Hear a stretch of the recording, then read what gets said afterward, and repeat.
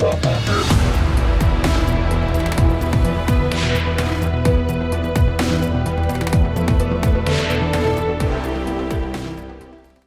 entretiens des patriotes, bonjour à tous. Macron, Darmanin, Dupond-Moretti sont-ils responsables de la tuerie d'Incarville? Démission exigée? Avant de répondre à cette question et traiter de nombreux sujets d'actualité, vous connaissez le rituel sur cette chaîne, je commence toujours mon entretien par remercier ceux qui m'ont permis justement de le réaliser, car ils m'ont financé à l'aide des merci rémunérateurs. Et aujourd'hui sont à l'honneur des fidèles parmi des fidèles, Pierre-Louis Garnier, Laurent Guénon, Farisme, Yann Penaud, Nicolas Vigne et Philippe Bowen. Merci à eux du fond du cœur. Et puis je tenais à vous remercier pour votre soutien inconditionnel. Merci pour tous les gentils messages. Et puis on n'oublie pas les pouces levés et la diffusion sur d'autres réseaux sociaux. Revenons sur une information que je vous avais donnée hier. Emmanuel Macron met les banques en jeu avec un plan de transformation de l'Europe. Le président français se dit ouvert aux fusions et acquisitions bancaires transfrontalières. Macron veut brader nos banques. Les réactions ne se sont pas fait attendre. Irresponsable, titre Le Figaro. C'est un peu irresponsable. Macron sème le trouble en évoquant un rachat de Société Générale. Habituellement, les hommes politiques défendent les fleurons nationaux. Or, Macron s'est dit ouvert au rachat de l'établissement français par un rival européen. Oui, il veut brader notre système financier. Je vous ai expliqué hier que sans système financier, la France ne pourrait plus sortir de l'euro. Cela fait donc partie du projet fédéraliste. Et depuis quelque temps sur les plateaux de télévision, la parole se libère. Irresponsable, fou, qu'il se fasse soigner, c'était Salvini.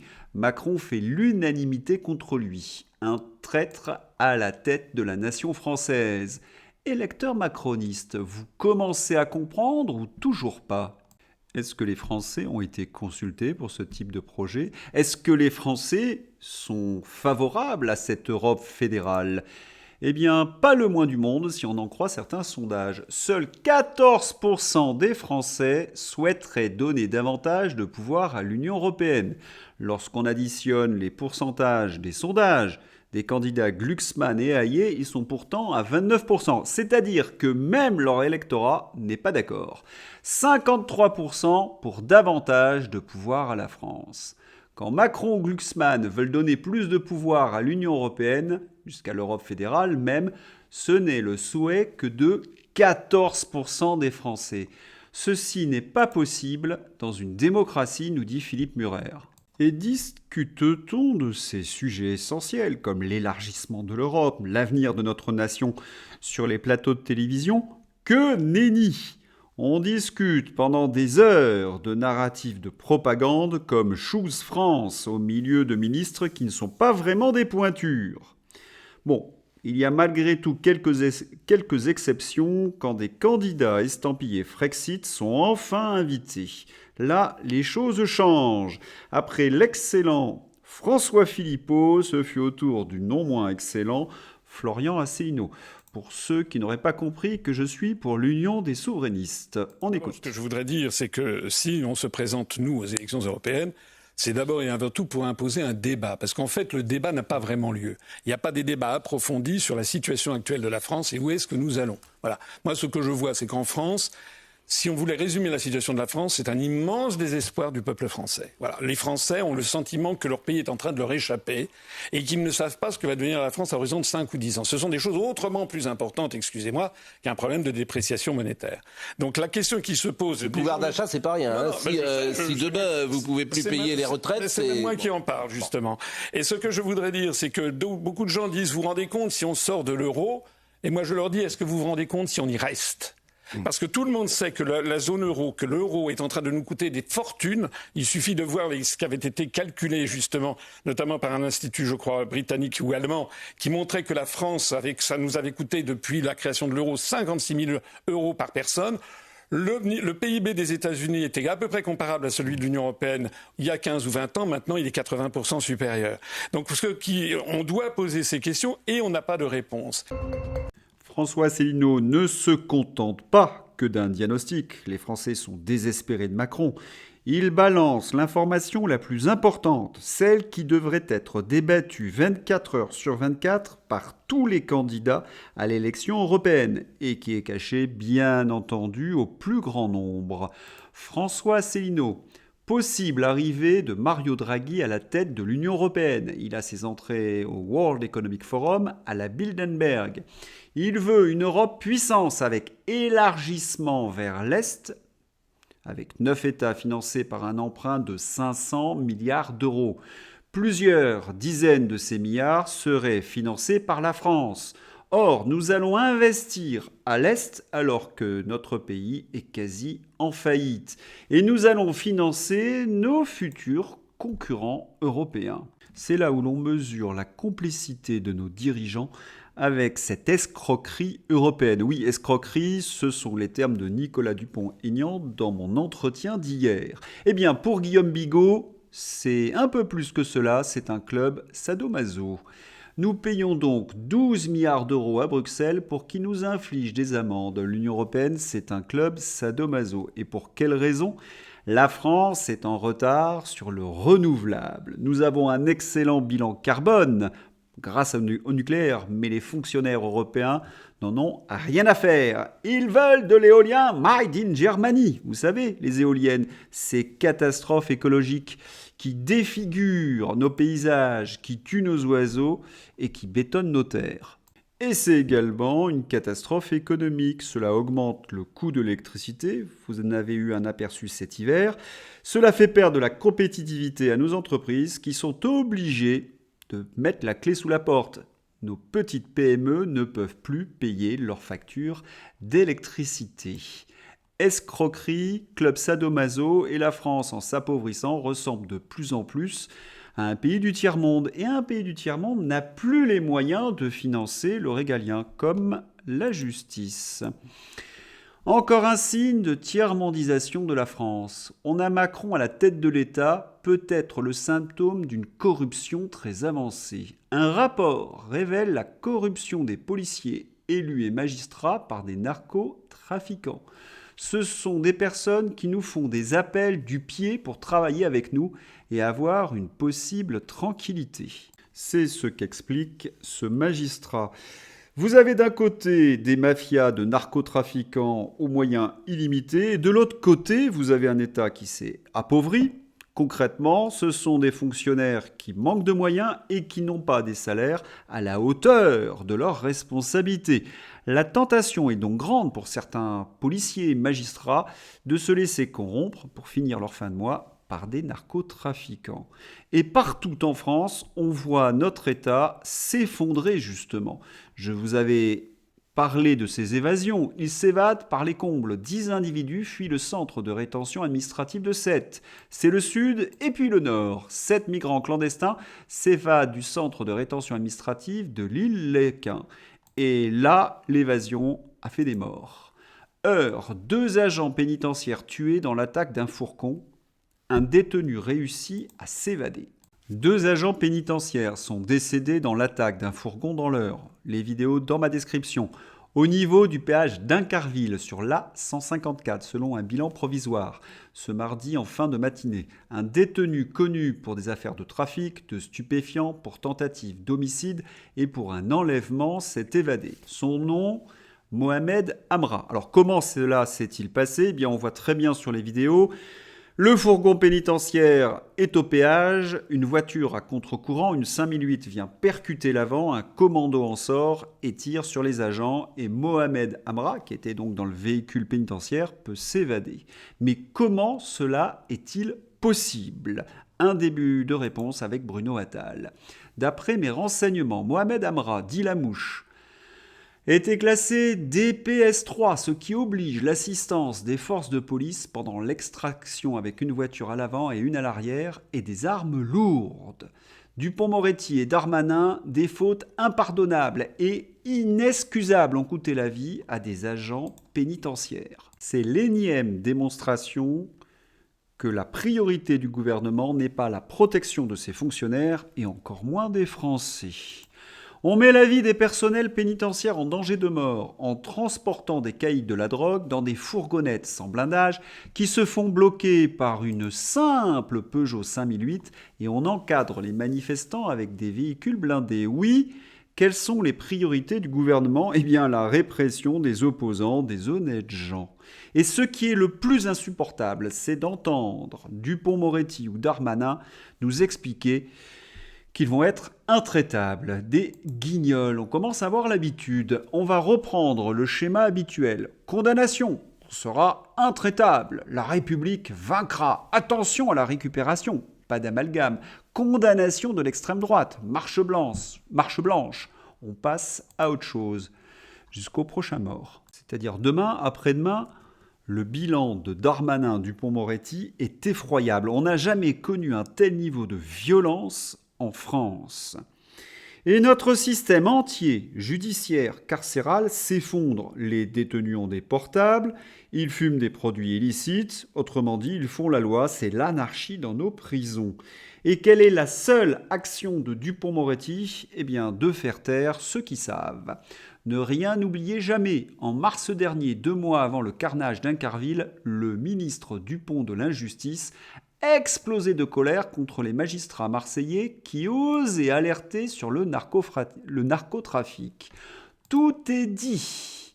Selon mes informations, Mohamed Amra aurait bénéficié de la complicité d'un surveillant de prison, corruption, lequel aurait donné des détails sur le parcours et la composition de l'escorte. En fuite, Mohamed Amra bénéficierait de 2 planques dans les environs d'Incarville. Pour ne pas entraver l'enquête, je ne vais pas donner le nom des 2 localités qui sont à moins de 100 km d'Incarville. Certaines sources policières s'étonnent que l'IRIS, l'unité d'intervention de la pénitentiaire, n'ait pas été sollicitée. Je vous renvoie au tweet de Bruno Attal. Vous vous doutez qu'à moins d'1 mois des européennes, c'est l'affolement chez les macronistes. Alors ils dégainent toujours la même arme, la censure. Aidez-nous! Si vous repérez des contenus choquants sur les réseaux sociaux, signalez-les sur Pharos. Quels sont ces contenus choquants ? Des vidéos choquantes de l'attaque circulent sur les réseaux sociaux. Aidez-nous, ne les partagez pas, ne les likez pas. Ce qu'ils appellent contenu choquant, c'est une information, c'est le droit à l'information. Je vous rappelle hier qu'Elon Musk a gagné son procès contre les autorités australienne qui voulait censurer des vidéos choquantes. Elon Musk estimait que c'était le droit à l'information. Moi, la seule vidéo choquante que j'ai vue et obscène, c'est la tête de Dupond-Moretti en nous expliquant qu'il allait être implacable. Bien sûr, il faut cacher la réalité qui montre l'effondrement de la France face au crime, le laxisme criminel des juges, la corruption, le manque de moyens, la nullité crasse de ce gouvernement. Surtout, n'oublions pas que derrière ces images, derrière cette attaque, il y a des tragédies humaines. C'est Marc Menant qui nous le rappelle. Notez l'émotion de Christine Kelly. Vous pouvez avoir des motards, vous avez le GIGN, le RAID, qui vous accompagnent. Et ce matin, donc, on a eu ces hommes qui sont partis. Imaginez celui qui a ces 2 gaillards de 21 ans. Dans 2 jours, c'était l'anniversaire. Allez, salut les gamins, je pense à vous. Il embrasse sa femme, bien sûr.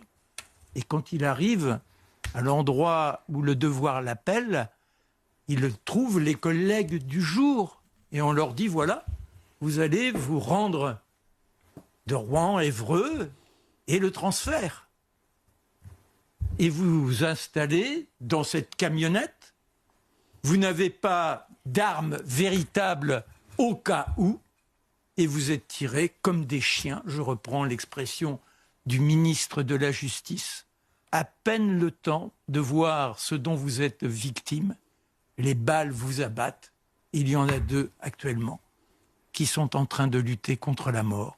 Et tout ça pour 2 200 € par mois.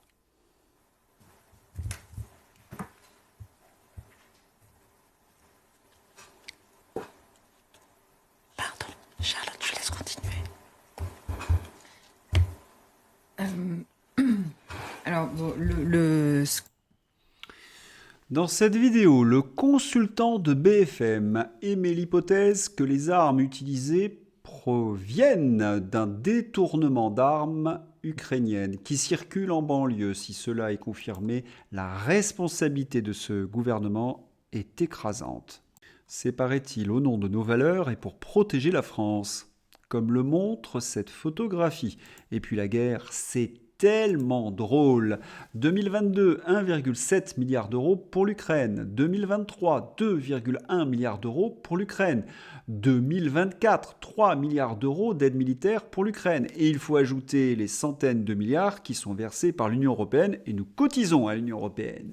Selon un récent sondage sur commande, 41% des 1000 personnes à qui l'IFOP a posé la question sont pour la continuation de l'aide militaire. 21% sont pour son intensification et 38% sont contre. Aucun débat, aucun vote, rien que le choix européen appuyé par un président minoritaire d'escalade et de mort et dont nous mesurons les résultats en France.